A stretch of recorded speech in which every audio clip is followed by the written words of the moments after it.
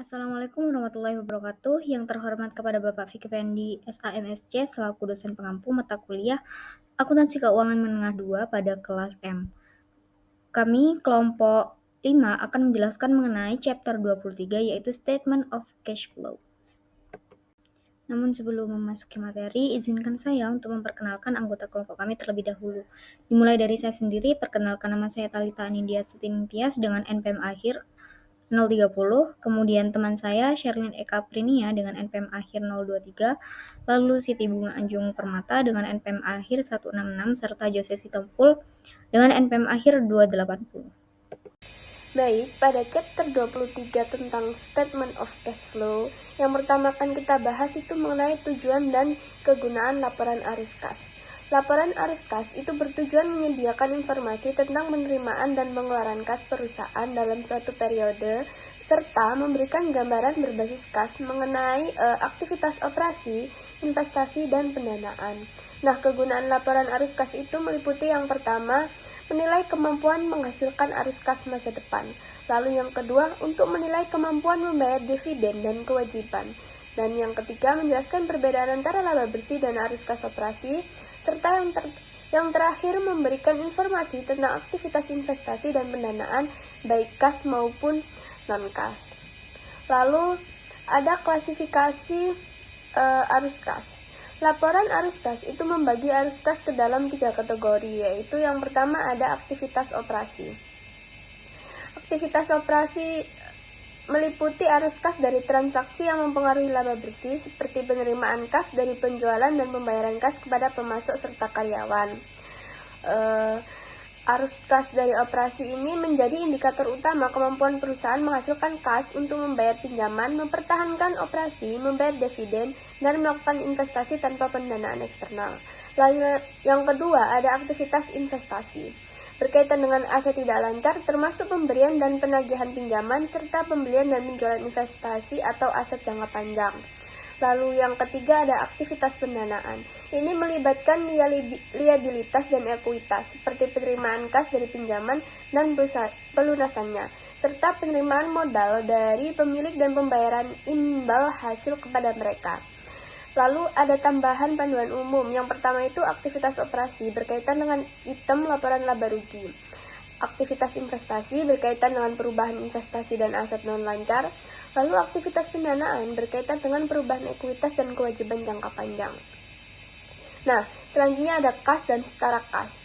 Menurut IASB, laporan arus kas harus didasarkan pada kas dan setara kas.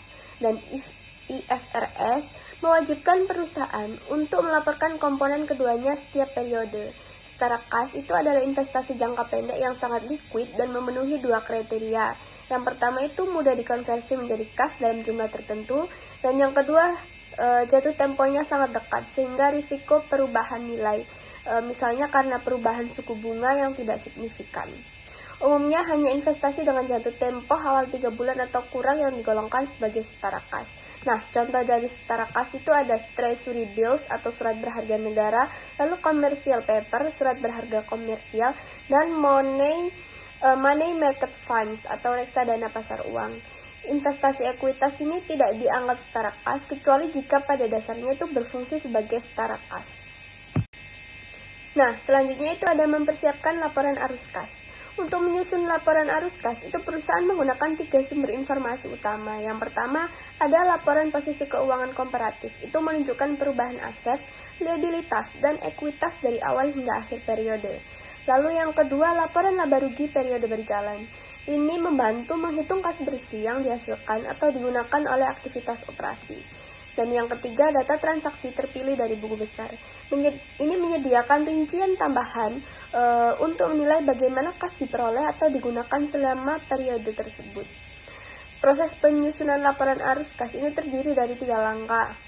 Yang pertama ada menentukan perubahan kas. Ini dilakukan dengan membandingkan saldo kas awal dan akhir pada laporan posisi keuangan. Lalu yang kedua, menentukan arus kas bersih dari aktivitas operasi. Ini langkah paling kompleks karena memerlukan analisis laporan laba rugi, laporan posisi keuangan komparatif, serta data transaksi tambahan. Yang ketiga, itu menentukan arus kas dari aktivitas investasi dan pendanaan. Ini dilakukan dengan menganalisis perubahan pada akun-akun laporan posisi keuangan selain akun kas untuk mengetahui pengaruhnya terhadap kas. Nah, di sebelahnya ini terdapat format untuk laporan arus kas. Jadi formatnya itu seperti pada gambar tersebut. Selanjutnya di sini ada ilustrasi 23.10 tahun 2023. Nah, di ilustrasi ini menjelaskan bahwa perhitungan dimulai dari laba bersih atau net income, kemudian dilakukan penyesuaian untuk mengubah laba berbasis akrual menjadi arus kas berbasis kas. Penyesuaian tersebut meliputi yang pertama, menambah kembali beban non-kas seperti depresiasi dan amortisasi. Yang kedua, mengkoreksi keuntungan atau kerugian dari penjualan aset non-operasional. Ketiga, menyesuaikan perubahan modal kerja seperti kenaikan piutang, kenaikan utang usaha, dan perubahan persediaan biaya yang dibayar di muka dan kewajiban lancar lainnya. Nah, di ilustrasi ini menekankan bahwa tujuan metode tidak langsung adalah menghubungkan laba bersih dengan arus kas operasional aktual sehingga memberikan pemahaman tentang kualitas laba dan likuiditas operasional perusahaan. Selanjutnya ada arus kas bersih dari aktivitas operasi, yaitu jumlah kas bersih yang dihasilkan atau yang digunakan oleh kegiatan utama perusahaan dalam menghasilkan pendapatan. Angka ini berasal dari transaksi operasional sehari-hari serta penerimaan kas dari pelanggan, pembayaran kepada pemasok, pembayaran gaji, serta pembayaran pajak. Nah, dalam arus kas ini, laporan arus kas ini, arus kas operasi itu harus menunjukkan kemampuan perusahaan untuk menghasilkan kas dari aktivitas inti tanpa tergantung pada pendanaan atau investasi. Nilai positif menandakan operasi perusahaan menghasilkan kas yang cukup, sedangkan nilai negatif menunjukkan adanya masalah dalam profitabilitas atau pengelolaan modal kerja. Baik, materi yang selanjutnya adalah Special Problems in Statement Preparation. Pada bagian ini, saya akan menjelaskan mengenai beberapa masalah khusus yang sering muncul saat menyusun Statement of Cash Flows. Jadi yang pertama ada Adjustment to Net Income. Perusahaan itu harus menyesuaikan net income karena banyak item di laporan laba rugi yang tidak melibatkan kas. Contohnya adalah penyusutan dan amortisasi. Walaupun menjadi beban, keduanya itu tidak mengurangi kas sehingga harus ditambahkan kembali ke net income. Lalu ada depreciation and amortization. Jadi beban penyusutan dan amortisasi itu ditambahkan kembali karena tidak mengurangi kas, termasuk amortisasi intangible asset dan depletion. Lalu amortization of bond discount or premium. Amortisasi diskonto atau premi obligasi itu juga perlu disesuaikan. Karena hal ini tuh memengaruhi beban bunga tetapi tetap tidak berdampak pada kas. Jika diskon amortization itu harus ditambahkan kembali, sedangkan premium amortization itu dikurangkan dari net income. Lalu yang ketiga ada post retirement benefit cost, yaitu biaya pasca kerja. Beban yang dicatat sering berbeda dengan kas yang benar-benar dibayar kepada dana pensiun. Maka selisih antara keduanya itu harus disesuaikan agar arus kas operasionalnya kuat. Lalu deferred income taxes atau pajak tangguhan. Perubahan pada aset atau liabilitas pajak tangguhan memengaruhi laba bersih tetapi tidak menggerakkan kas. Jika liabilitas pajak tangguhan naik, maka laba turun. Tetapi kas tidak berubah sehingga kenaikan tersebut ditambahkan kembali. Lalu equity method of accounting. Ketika perusahaan menggunakan metode ekuitas, bagian laba dari perusahaan investi memang menambah net income tetapi bukan kas masuk. Maka bagian laba tersebut harus dikurangkan kembali dan kas baru diakui ketika perusahaan menerima dividen. Lalu di sini ada losses and gains. Atau keuntungan dan kerugian dari penjualan aset. Jika terjadi kerugian, kerugian tersebut itu ditambahkan kembali karena sifat non-cash. Jika terjadi keuntungan, maka keuntungan tersebut dikurangkan karena kas penjualannya sudah dilaporkan di arus kas investasi dan harus menghindari double counting. Lalu untuk yang keuntungan atau kerugian yang belum direalisasi atau unrealized gains and losses, jika dicatat di laba rugi, maka itu harus disesuaikan karena tidak ada kas. Jika dicatat di other comprehensive income atau OC, maka itu tidak perlu disesuaikan.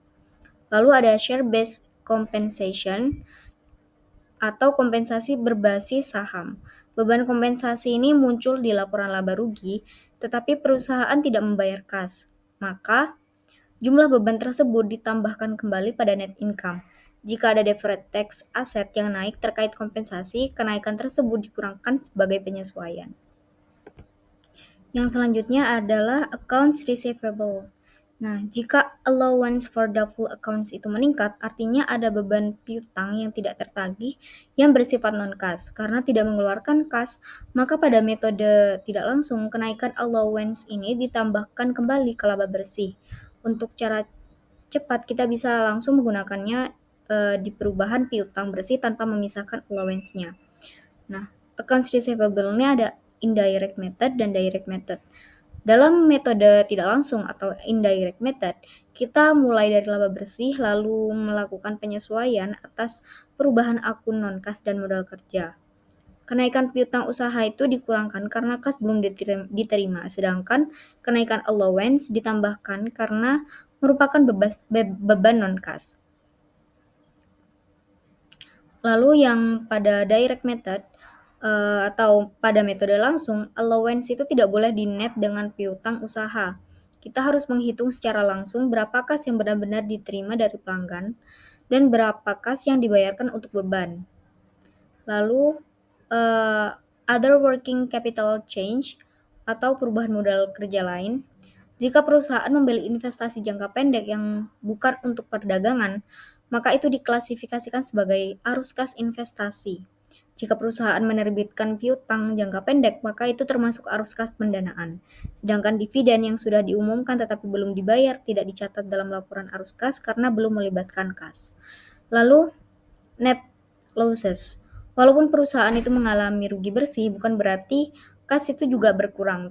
Jika terdapat beban non-kas seperti depresiasi dan amortisasi, arus kas bisa saja tetap positif setelah penyesuaian dilakukan. Lalu selanjutnya ada disclosure atau pengungkapan transaksi non-kas. Beberapa transaksi penting itu tidak melibatkan kas sehingga tidak dicatat dalam laporan arus kas, tetapi wajib diungkapkan dalam catatan laporan keuangan atau disclosure. Contohnya pembelian aset menggunakan utang atau saham, pertukaran aset non-moneter, konversi utang menjadi saham, dan refinancing utang, dan penerbitan saham untuk melunasi utang. Nah, walaupun tidak ada arus kas, transaksi ini tetap penting karena memengaruhi posisi keuangan perusahaan sehingga harus dilaporkan secara terpisah dalam catatan. Perkenalkan, nama saya Siti Bunga Anju Permata dengan NPM akhir 166. Di sini saya akan menjelaskan terkait use of a worksheet dan juga preparation of the worksheet. Nah, yang pertama use of worksheet. Nah, ketika banyak penyesuaian diperlukan atau terdapat faktor-faktor rumit lainnya, perusahaan itu seringkali menggunakan lembar kerja untuk menyusun dan mengklasifikasikan data yang akan muncul dalam laporan arus kas. Nah, lembar kerja hanyalah alat bantu dalam penyusunan laporan tersebut. Nah, penggunaannya itu bersifat opsional. Nah, di sini ada pedoman penting terkait dalam menggunakan lembar kerja.